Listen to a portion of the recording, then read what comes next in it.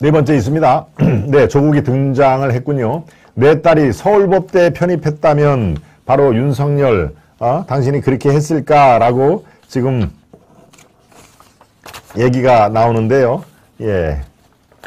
바로 어떻습니까? 이 이른바 조국 사태 때, 조민 관련돼서, 부산대 의전원 입학이라든가 고려대 또 동양대 표창장 이런 것들을 그들 표현대로 하면 탈탈탈탈 털었던 그 셈인 것이죠.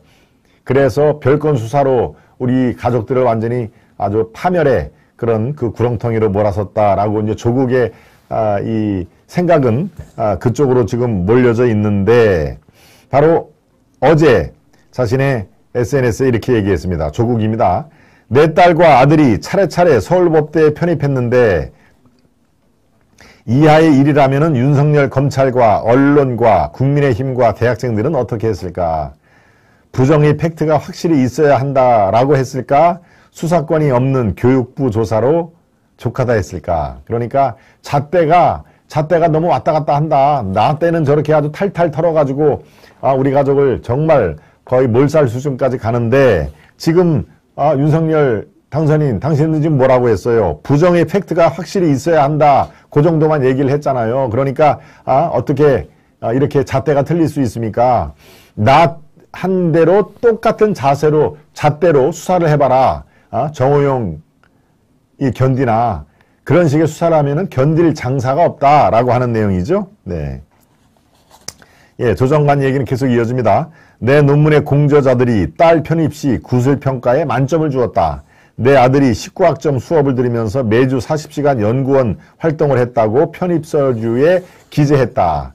내 아들이 9개월짜리 사업에 3개월 연구하고 초기부터 참여했다고 편입서류에 기재했다 등의 상황을 가정을 했다.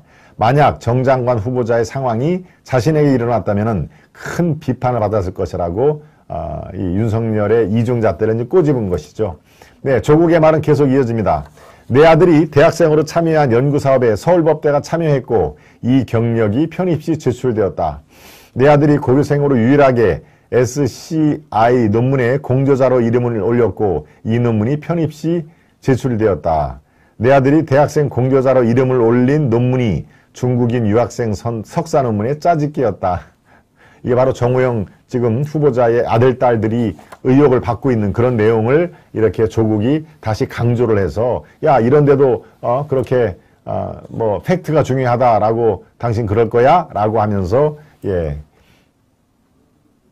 윤석열의 어떻습니까? 윤석열의 지금 판단에 상당한 이 불만을 드러낸 것입니다. 네.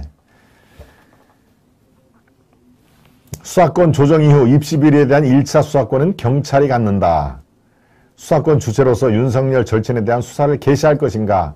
헌법 규정에 따라 영장 청구권을 독점하는 검찰은 압수수색 영장을 신청할 것인가? 라고 최근의 상황을 검수완박을 옹호하는 입장에서 지금 윤석열 정부를 다시 한번 공격을 하는 것입니다. 예, 조국 입장에서는 그렇습니다.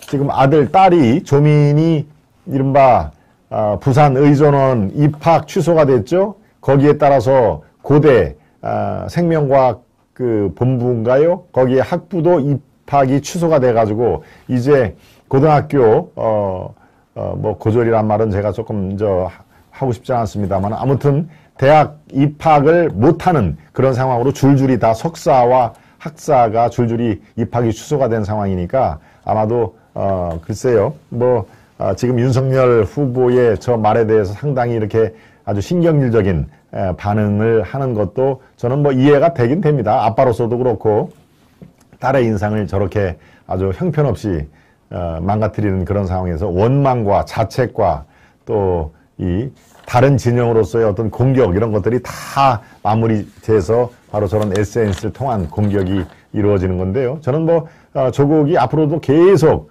페이스북이라든가 SNS를 통해서 저렇게 윤석열 정부를 공격을 할 걸로 저는 예상을 합니다. 네. 조국뿐만 아니라 진중권도 윤석열 후보가 어제 당선인이 어제 얘기했던 그 말에 대해서는 공격을 했죠. 어제 뭡니까? 정호영, 이건 팩트 갖고 공격을 해야지 뭔가 위법한 상황이 지금 팩트로 드러난 게 있습니까? 라고 얘기를 했는데 바로 저런 정호영을 감싼 윤석열에게 진중권도 한마디를 했습니다. 누구처럼 마음에 빚 졌다 하겠지. 여기서 누구는 뭡니까? 문재인 대통령이 조국 사태로 만신창이가 된 조국에게 빚을 졌다, 마음의 빚이 있다라고 하는 것을 지금 유추를 한 겁니다. 예, 윤석열이 또 정호영도 감싸네. 아이고, 당신도 조금 있으면 누구처럼 마음에 빚 졌다 하겠지.